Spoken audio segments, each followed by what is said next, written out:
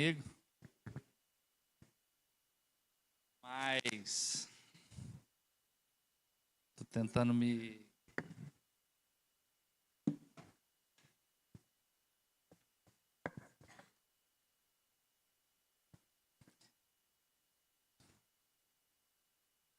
posicionar aqui no que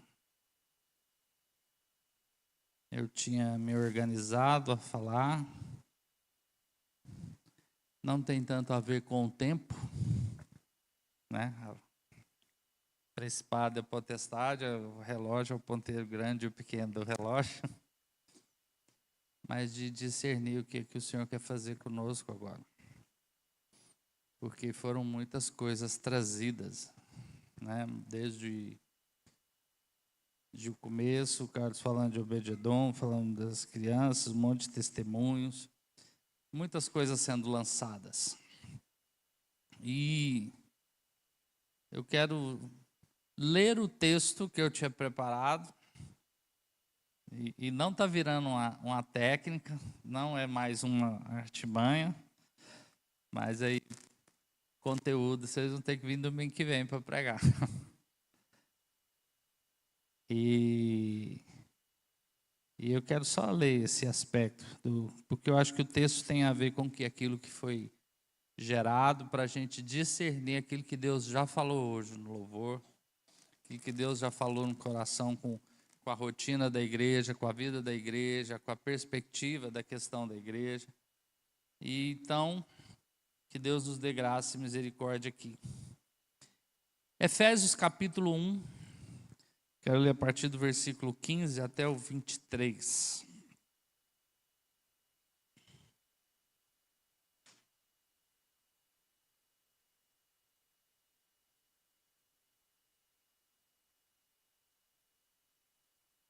Efésios 1, 15 ao 23. O texto nos diz assim que: por isso também eu, tendo ouvido a respeito da fé que vocês têm no Senhor Jesus Cristo, e eu acho que é por isso que nós estamos aqui, e do amor para com todos os santos, não cesso de dar graças por vocês, mencionando-os nas minhas orações. Peço ao Deus de nosso Senhor Jesus Cristo, o Pai da glória, que conceda a vocês espírito de sabedoria e de revelação. Peço ao Deus de nosso Senhor Jesus Cristo, Pai da glória, que conceda a vocês espírito de sabedoria e de revelação, no pleno conhecimento dele. Peço que ele ilumine os olhos do coração de vocês, para que saiba qual é a esperança da vocação de vocês, qual é a riqueza da glória e da sua herança nos santos, e qual a suprema grandeza do seu poder sobre nós, os que cremos, segundo a eficácia da força do seu poder. Ele exerceu esse poder em Cristo, ressuscitando-o dentre os mortos e fazendo-o assentar-se à sua direita, nas regiões celestes, acima de todo principado e de toda potestade, de todo poder, de todo domínio, de todo nome que se possa mencionar, não só no presente século, mas também no vindouro.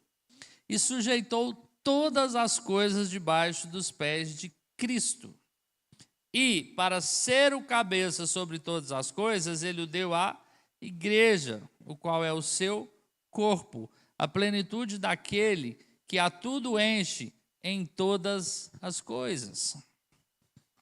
Então, queridos, eu acho que muitas coisas foram faladas essa manhã.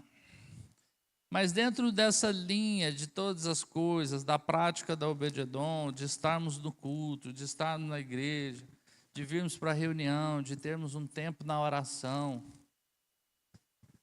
de estarmos num ambiente onde Deus está se movimentando.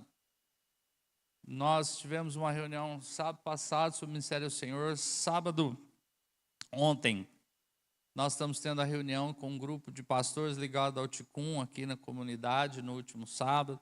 Então nós éramos seis comunidades e percebemos na nossa conversa a mesma coisa, um mesmo movimento, uma mesma batalha, as mesmas condições, as mesmas falas.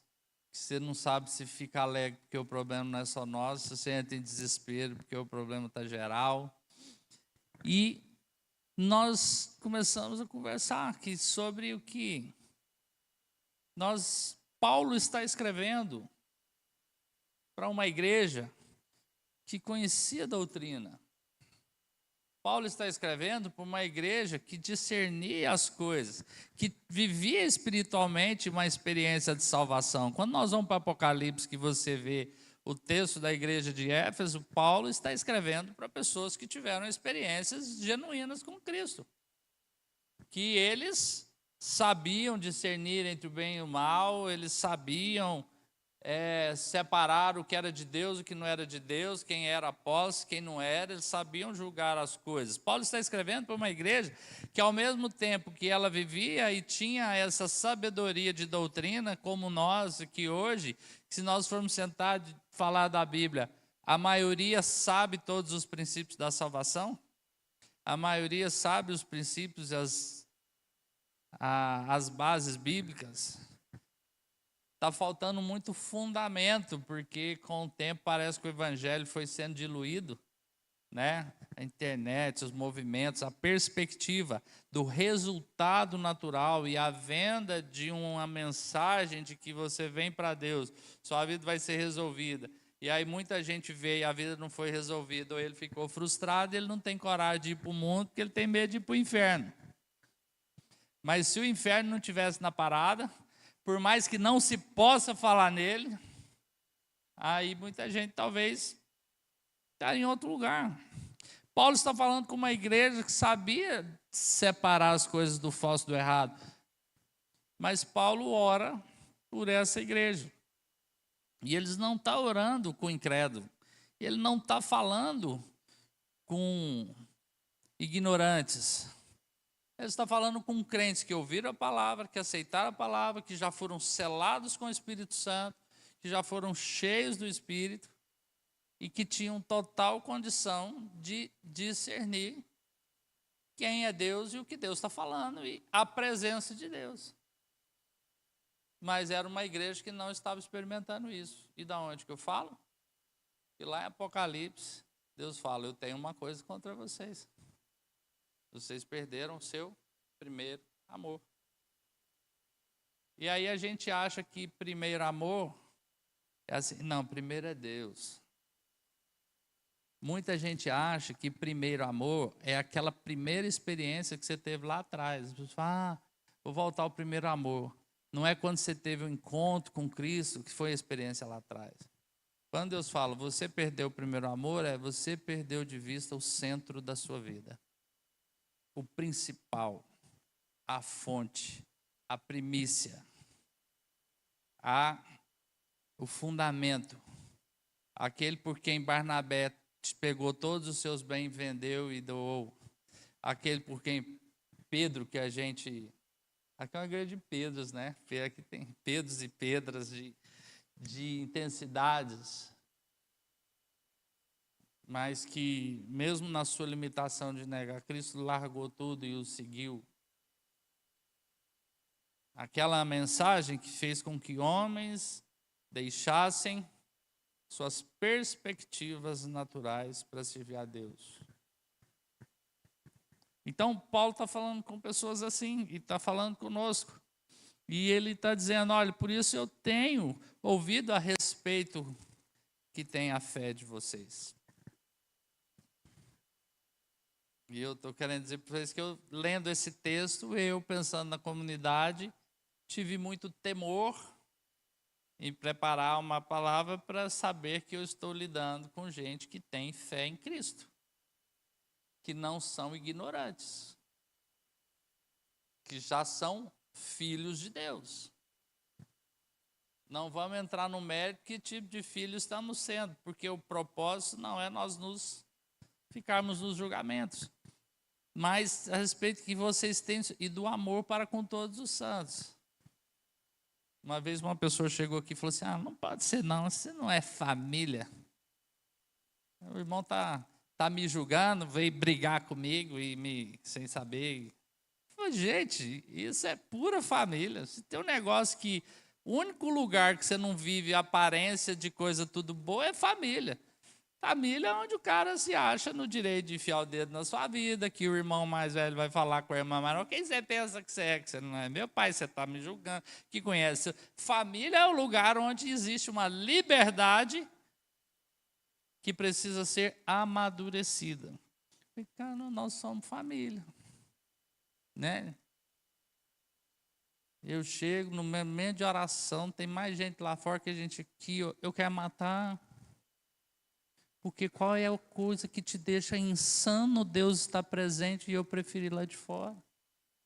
E aí eu tenho que entrar e falar, Senhor, como irmão, abençoa esses irmãos.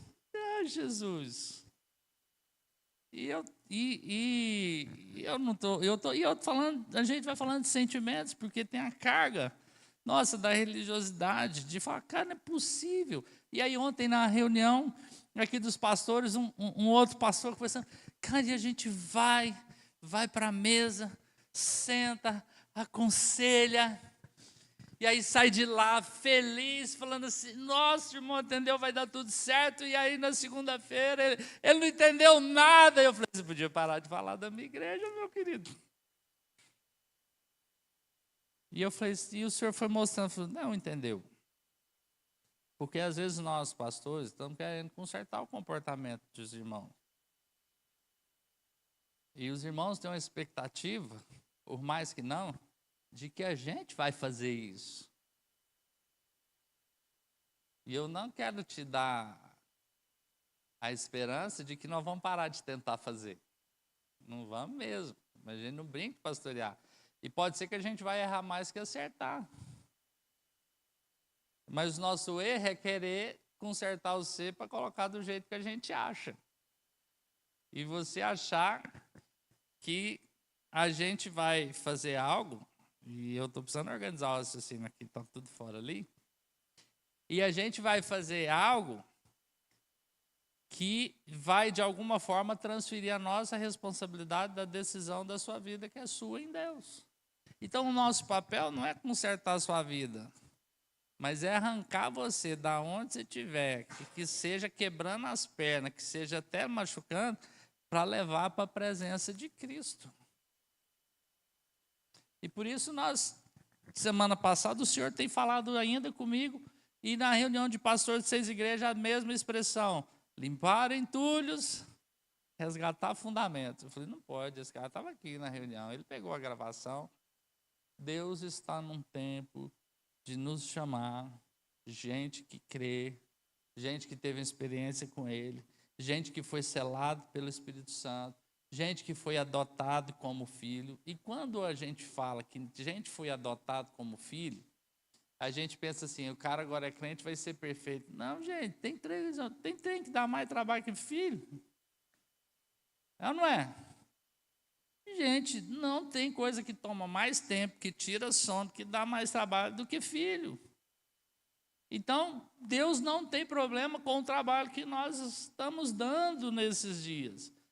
Agora, o Carlos começou a atrapalhar a minha pregação quando ele fala assim que uma pessoa perde quando ela não está na humildade de entender o seu lugar, de achar que temos direitos, de não ouvir o que um irmão tem, às vezes, a dizer no momento de oração. Uma pessoa perde quando nós fazemos um juízo de valor da pessoa e não da mensagem. E temos que fazer, porque se é uma pessoa que está em pecado. Agora a gente vai para a internet, considera coisa de gente que está em pecado, que sabe dos absurdos, mas como é conveniente, a gente até posta. Porque aquele negócio foi legal. Mas a presença de Deus está aqui. E a presença de Deus está em nossas vidas. Qual que está sendo o problema, então? É que nós não estamos conseguindo discernir essa presença e ouvir a voz do Pai. E aí a gente está se debatendo. Amém? Vocês estão comigo? Estou sendo claro com vocês? Então, Paulo está escrevendo para esse tipo de gente, crente, que foi adotado, que foi selado com o Espírito Santo. Ninguém pode ousar a colocar em dúvida a nossa posição de ser filho de Deus. Mas se alguém entende que você é filho de Deus, aí sim tem autoridade, como a Bíblia fala, de admoestar, quando está vendo que você não está sendo um filho que está honrando o nome do nosso Pai. E a gente está, às vezes vem para cá e perde amanhã. Perde. Porque quando nós viemos para cá, numa perspectiva de que eu quero sentir bem, numa mentalidade de consumo, e não com foco na centralidade de Cristo, e eu venho focado o que Cristo quer fazer comigo, e me distraio, o que Cristo quer falar comigo, e me distraio com coisas que estão ligadas aos meus interesses, e às vezes os seus interesses podem estar ligados ao de Cristo, e é isso que faz com que a gente perca a movimentação de Deus, não esteja na oração, tá, irmãos? E é exortação, sem admoestação, está lá fora na hora que não é para estar. Você não mata, falando o que não é para falar. E a gente ama, a gente criou um ambiente para estar junto. É para isso, a gente só precisa alinhar os momentos e discernir essa perspectiva de que o pai ama os filhos na sua casa, é bom. Então, Paulo traz essa perspectiva da presença de Deus. Aí nós vamos para a casa de Obed-edom, ele falou, o Carlos trouxe ali sobre Obed-edom amava a presença de Deus. E a presença de Deus está aqui. Só que o nosso desafio não é estar na presença de Deus. O nosso grande dilema é perceber essa presença, ser tocado por essa presença, sair daqui transformado por essa presença. É ter um nível de atração como o Obed-edom. Então, Abinadab, ele se acostumou lá. A presença de Deus estava lá, mas ela não se manifestou. A presença de Deus pode estar aqui, mas ela não está se manifestando. Aí a gente começa a criar subterfúgio, mecanismos para tentar te animar. Né? Mecanismo para tentar fazer com que o culto fique bom. E aí o Carlos trouxe a expressão, não tem como quem está na frente fazer um culto bom se o seu coração não vem centrado para cultuar a Deus. Esquece. Principalmente aqui conosco. Não é nem porque a gente não quer, porque a gente não foi treinado, não tem um dom para ser animador. É sério. Então, irmãos, o que faz a presença de Deus se manifestar? O que tinha em Obed-edom que faria com que ele se manifestasse? Eu fui fazendo uma pesquisa rápida de alguns versículos. Deus está sempre presente, mas ele não se manifesta em todo lugar, em todo tempo. E essa manifestação, ela tem a ver com a revelação ativa, com uma intervenção de Deus, com uma resposta percebida a um coração que anseia por ele. E ele fala para nós, se meu povo, que se chama meu nome, orar, se você me buscar, você vai me encontrar. Só que o que a gente quer? A gente quer respostas para o nosso problema. A gente não está querendo muito.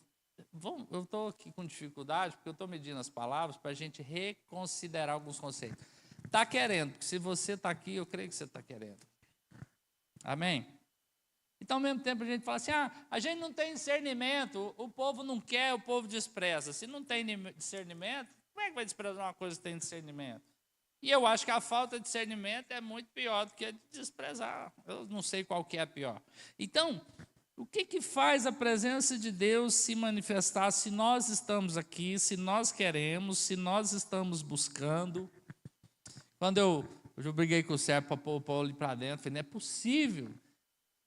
Mas não é porque eu estou incomodado, porque o processo está quebrado. Eu estou incomodado porque Deus está aqui para falar e você que é o canal de Deus, para Deus vir e agir, está entupido, está fechado, não está atento. E às vezes é através de uma pessoa que Deus vai falar. Estou olhando para o Lázaro ali, lembrando uma experiência antiga.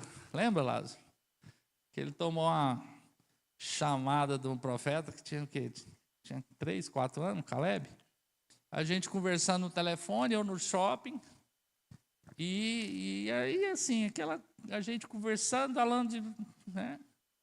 Aí o Caleb pede o telefone, deixa eu falar contigo. Nem dá como falar, o que foi? Tio, você bem que você não tem fé.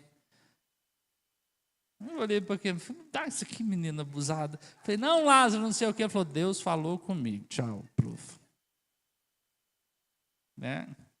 5 minutos depois eu estava querendo matar esse menino, porque a gente estava numa loja, ele me entra no meio das roupas e desaparece. Falei, pronto. Profetizou, foi arrebatado, mas desaparece. Sabe o que é? Que nós queremos definir o modelo que Deus vai falar. Por isso nós não estamos percebendo a presença. Porque Deus primeiro quer fortalecer a relação, para depois resolver dar a solução dos problemas. Deus está num tempo de nos resgatar para a nossa relação com Ele. Quando nós vamos para o Apocalipse, Deus primeiro revela quem Cristo é, para depois falar das coisas. Nosso amigo Wilson Gamborges queria me enforcar, que eu falava para ele assim, Apocalipse é fácil demais. Lembra dele? Ele sentou ali, fez assim. Está escrito aqui, ó, revelação de Jesus Cristo e das coisas que vão acontecer. Se nós não tivermos uma revelação de Jesus Cristo, nunca você vai entender as coisas que vai acontecer. Porque todas as coisas estão nele. Então, o Obed-Edom foi abençoado porque ele valorizava essa presença. E o que faz essa presença se manifestar? Não quero dar essa resposta agora, mas já quero encerrar. Algumas coisas, textos que nos dão direção. Primeira coisa que faz Deus se manifestar: fé. Sem fé é impossível agradar a Deus. E fé não é sentimento. Fé não é expectativa de pensamento positivo.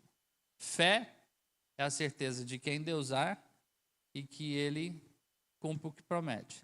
E a Bíblia diz que quando 2 ou 3 estiver reunidos em seu nome, ali Ele estará, então Ele está aqui. E eu vou vir para cá porque eu vou buscar essa presença.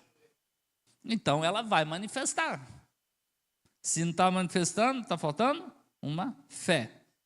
Culto hoje virou sinônimo de religiosidade e legalismo, eu colocar como meu compromisso principal da agenda. Porque cultuar a Deus não é tão importante, eu tenho muitas coisas para resolver. Tem muito boleto para pagar, e você não sabe que ele é o dono do banco. E às vezes sabe, mas acha, o pior, que você não tem crédito com ele, então eu tenho que resolver as coisas. Então, além dele ser o dono do banco, ele é seu pai e ele tem crédito. Então, a fé é a certeza de que, se 2 ou 3 estiverem reunidos ali, em nome dele, ali ele estará. Então, o culto se torna prioridade da minha vida, porque eu preciso ouvir o que Deus tem para mim, para a minha vida. E hoje a gente está dizendo que não tem tempo de ouvir Deus por causa das circunstâncias. Está perguntando por que algumas coisas estão dando errado. E por que a gente vai perdendo o senso do fundamento, como a igreja de Éfeso. Então, Deus está querendo nos chamar de volta aos princípios, eu creio disso. Outra coisa que faz a presença de Deus se manifestar: obediência. Quem tem fé, obedece. Aquele que tem os meus mandamentos e os guardas, esse é o que me ama. E quem me ama será amado por meu Pai. e todas as coisas vão cooperar pelo seu bem. Não está dizendo que a sua vida vai ser fácil, está dizendo que tudo vai cooperar para o bem. E qual é o maior bem? Que eu preguei sobre isso, não fiquei chateado pelo Carlos, eu só perguntei onde é que ele estava no dia que eu preguei, e ele estava ali, o corpo. Eu não sei onde ele estava. Que o maior bem que Deus pode fazer a nós, e que é aquilo que Ele prometeu, é que Ele tem um propósito eterno, e Ele te incluiu nesse propósito. E o propósito eterno de Deus é ter uma família com muitos filhos que sejam semelhantes a Jesus, e uma vez que você é filho, você pode ficar tranquilo que Ele vai te transformar à semelhança de Jesus, não importa o processo que Ele vai ter que te passar. Entendeu? Então, irmãos, essas coisas é fé e é obediência. E qual outra coisa que, além de fé e obediência? É um coração ardente, é fome espiritual.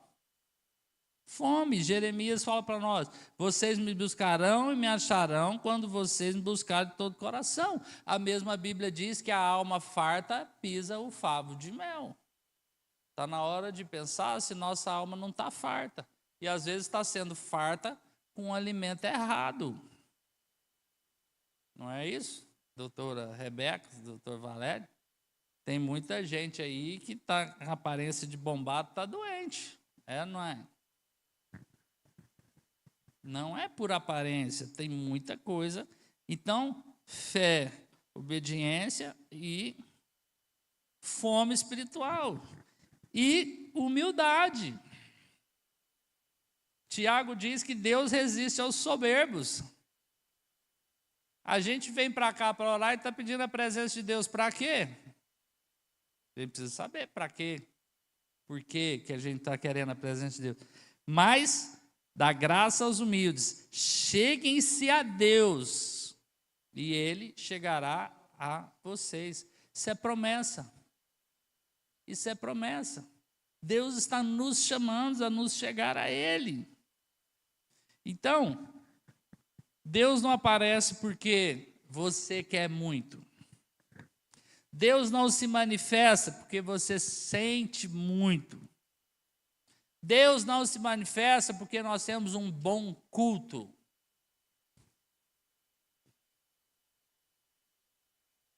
Meu irmão hoje chegou empolgado ali. Bora. Vamos mudar o estilo de culto. Esquece. Porque o ambiente está sendo moldado para te fazer sentir melhor. E você vai sentir, porque a sua alma tem. Deus não aparece porque tem uma boa pregação, ou porque alguém fala bonito, ou porque é um ambiente religioso bem estruturado. Deus aparece quando tem uma fé ativa. E você tem essa fé, meu irmão. Porque a Bíblia diz que ela é dom de Deus, e você está aqui hoje porque Ele pôs essa fé em você. Larga daquela conversa de falar, eu preciso tomar vergonha na cara, e a gente não quer. Não, existe uma fé ativa. Ela pode estar pequena, mas como Romanos diz, é de fé em fé, ela vai crescer de pouco a pouco. Uma fé como um grão de mostarda, que é a melhor semente. Essa fé está em você. Está em você. Crê nesse negócio. Essa fé vai gerar uma obediência prática, porque não existe obediência que não surge de fé. E você tem ela. Amém? Essa fé e obediência vai te levar a uma busca da verdade, e a fé, obediência, busca da verdade vai fazer a gente enxergar quem nós somos, quem Deus é, e isso nos torna humildes, meu irmão, porque não dá para querer ser grande diante de Deus. Não é? Pedro, quando tem uma revelação profunda diante de Deus, ele se ajoelha e ele cai, e tinha acabado de ter um milagre, de uma festa maravilhosa, eles pegaram 150 peixes, Pedro ia ficar rico, ele se ajoelha e fala, parte de mim, porque eu sou pecador, e a fé de Pedro com a presença de Cristo foi tão grande, que na hora que Jesus foi embora, ele foi junto com Jesus e esqueceram os peixes.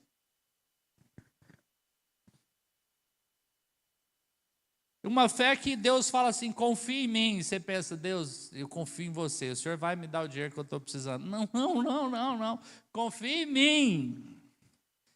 Tendo dinheiro, não tendo dinheiro, tendo resposta, não tendo resposta, tendo a solução, não tendo solução, Deus está nos chamando para essa confiança.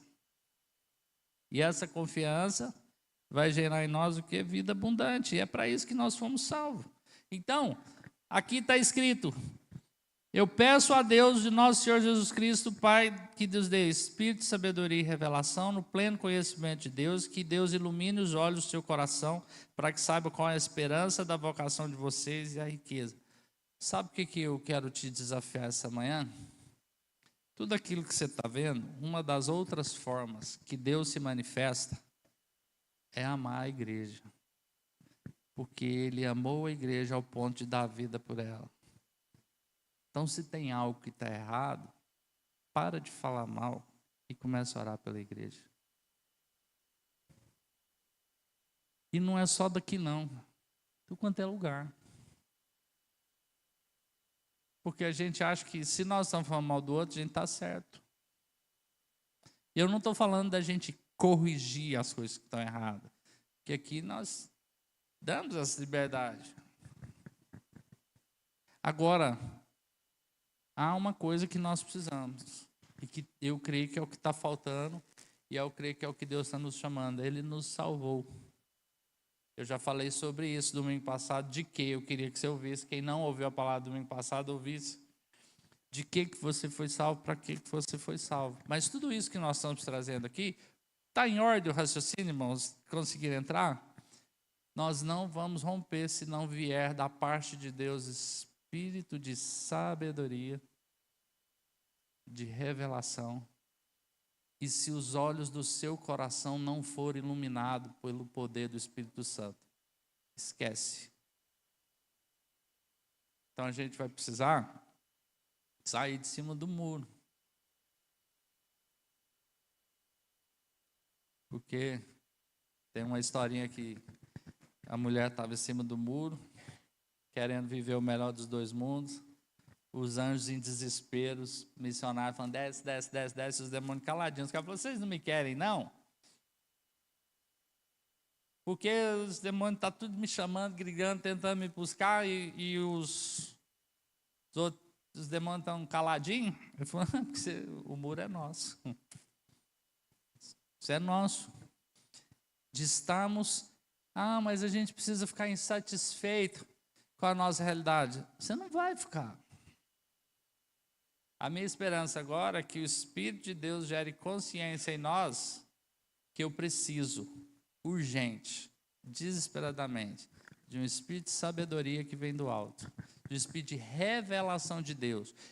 Isso eu tenho consciência, essa manhã você pode ter, de pegar a minha vida e colocá-la exposta a Deus, para que Deus me traga espírito de sabedoria, espírito de revelação de quem Ele é, de quem eu sou, de como Ele me vê, de quem Ele está querendo me caminhar. Esquece seus problemas, esquece sua situação, porque Paulo, quando ora para a igreja, ele está orando pela identidade da igreja, ele está olhando para essa igreja, conheça quem é Deus, para que a partir desse princípio as coisas fluam. E que o seu coração seja iluminado para aquilo que é a verdade de Deus. Senão nós vamos poder ter um culto bom, que você vai receber uma anestesia que vai durar uma semana.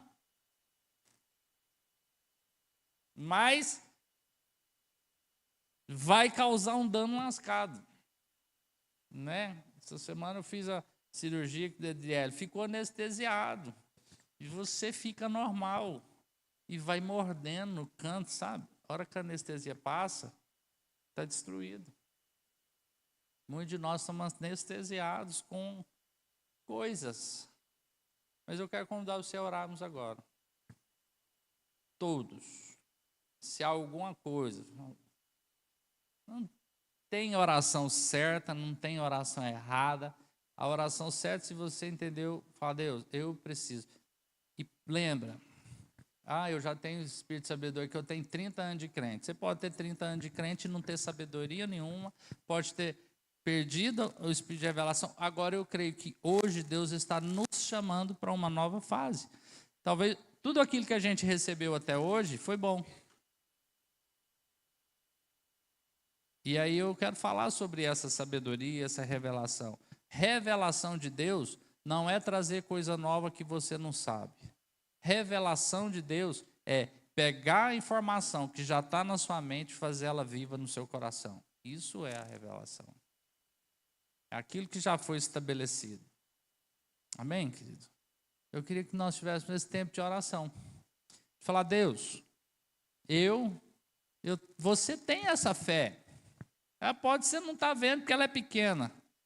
Liga ela. Abre os lábios. Tem alguma coisa que Deus colocou no seu coração? Abre a boca. Uma voz, um obrigado. Mas não se cale, porque nós estamos diante de Deus e isso que Deus quer ouvir de nós. Está dando o microfone por aqui? Amém, irmãos? E é isso, vamos orar com esse clamor. Deus, nos dá espírito de sabedoria. Eu não sei o que o Espírito Santo gerou no seu coração aí agora. E se você pudesse, o que você vai orar quietinho, caladinho, orar em voz alta, porque quando 2 ou 3 concordam, isso se torna realidade, e isso é fé, e isso é promessa, é aí que Deus começa a manifestar. Parece um absurdo, mas às vezes é o absurdo que está na sua cabeça que vai quebrar o normal que está carnal.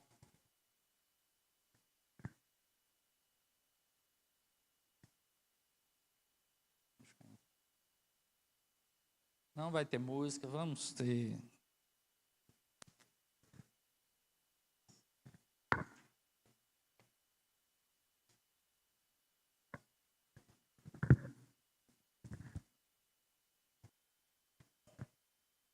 Aleluia.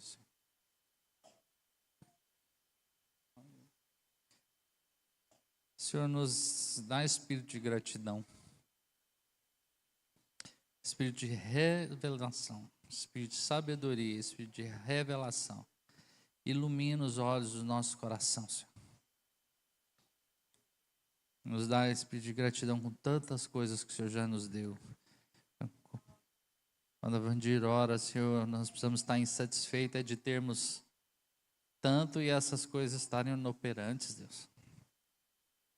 Nós precisamos de fé, o Senhor já nos deu essa fé, mas nós precisamos estar insatisfeitos porque ela está inativa. Senhor, mas nós não queremos nos desgastar, Deus, no esforço natural, e o meu clamor é: venha iluminar os olhos do nosso coração, os olhos do coração dos irmãos, os olhos da nossa vida, os olhos, ó Deus, espirituais, abre, em nome de Jesus, Pai. Te louvo por essa comunidade, Senhor. Te agradeço pela vida de cada um desses irmãos. Obrigado porque nós somos sim uma família. Socorre-nos porque nós precisamos dar fruto. Obrigado, Senhor, porque nós somos sim teu povo. Mas nos liberta da esterilidade. Nos dá sobriedade para discernir, Senhor, as coisas nos seus lugares. Sairmos, ó Deus, da infantilidade, nos torna filhos maduros. Mas nos dá a revelação da tua presença aqui. Nos dá a revelação do coração, nos dá a revelação da realidade. Tira-nos, ó Deus, do entorpecimento. O pecado entorpece. O pecado nos leva a andar naquilo que eu acho e não no que o Senhor disse. Depois do pecado, o homem começou a crer em mentiras, Deus. Como do suor do seu rosto vai comer o seu pão. E Cristo nos resgata dizendo: sem mim nada podeis fazer. Tudo vem de Deus. Buscarei e me achareis quando você me buscar de todo o coração. Deus, traz essa soberania, Pai. Em nome de Jesus. Em nome de Jesus. Enquanto os irmãos oravam, e eu não vou ficar querendo insistir para fazer no braço movimento de oração, mas a gente é terrível, né? A gente quer, fica aqui tentando. Mas uma expressão me veio, eu creio, no momento de oração: como nós estamos insanos, e a palavra é essa, só para ter uma coisa em relação ao culto, em relação a Deus. Quantas vezes Eu estou muito cansado. E aí então eu vou para lugares para limpar minha cabeça, até coisas que são mundanas, que tá normal, porque eu estou muito cansado e aí eu não venho. Mas a Bíblia fala assim: você está cansado? O que a Bíblia fala sobre para quem está cansado? Hã? Fala aí, gente, vocês sabem de cor. Vinde a mim, vós que estáis cansados, eu vos. O que eu faço quando eu estou muito cansado? Eu vou descansar. E você descansa, querido? Não, porque o descanso é na alma para o físico suportar. Ninguém consegue descansar fisicamente quando sua alma está atribulada. Então, enquanto eu não sei, quando nós estamos em orações, me veio muito forte isso. Nós estamos sendo roubados, nós estamos perdendo, mas é um tempo. A nossa esperança é que o Senhor vai trazer revelação para você. E eu me comprometo a estar orando por vocês nessa direção. Essa é a oração que eu vou fazer para vocês. Espírito de sabedoria, de revelação. Deixa o menino aí, o nosso baterista futuro depois. Espírito de sabedoria, de revelação, os olhos ser iluminados, o coração, para o pleno conhecimento de Deus. Esse é o alvo. O pleno conhecimento de Deus. E eu pedi aos irmãos para tocar um cântico. E eu falei, olha, eu não sei se vai estar dentro. A gente analisa, né? Vai se está dentro, é isso. Eu acho que eles sofrem aqui, é o cântico correto. Mas veio algo no meu coração, que é Colossenses 1. A primeira revelação que nós precisamos ter é dele. Eu creio que nós, não sei se vai encerrar, o que vai acontecer já. Mas diz que ele é a imagem do Deus invisível. Nós estamos carentes dessa revelação, cara. Não está carente de revelação do que você vai fazer. Ele é a imagem do Deus invisível. Ele é o Senhor da criação. Ele é o cabeça de todas as coisas. Já não tem mais nada que a Ele não pertença. Essa revelação precisa entrar profundo no seu coração. Amém? E eu queria convidar você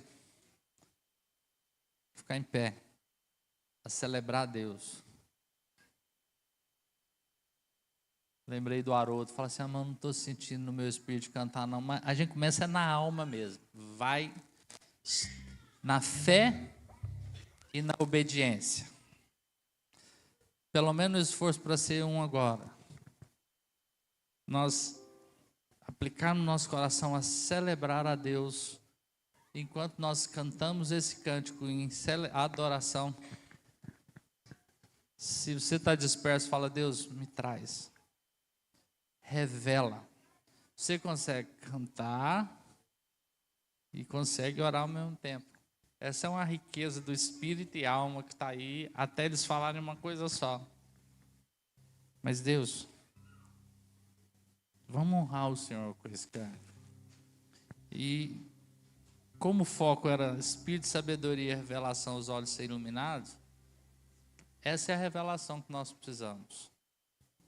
Esse é o canto que nós precisamos. Esse é um canto que vai sair de mim. O que eu estou sentindo? Não sei. Como é que você está? Não sei. Mas Ele está aqui, a imagem do Deus invisível, é digno de ser adorado e essa verdade ser proclamada. E que o Espírito Santo traga espírito de revelação, ilumine seu coração. Talvez tudo que a gente falou hoje foi tudo bagunçado, mas é o Senhor que vai fazer. Não foi bagunçado, né? Na nossa cabeça saiu as coisas do script. Mas a perspectiva é essa. Senhor, eu quero te convidar a isso. Revela-me o Senhor. Revela-me, o Senhor é o Senhor da criação. revela-me essa imagem do Deus invisível. Você sabe na sua mente, mas não fique satisfeito com o que você tem. Eu quero mais de ver quem é esse Senhor. Bem,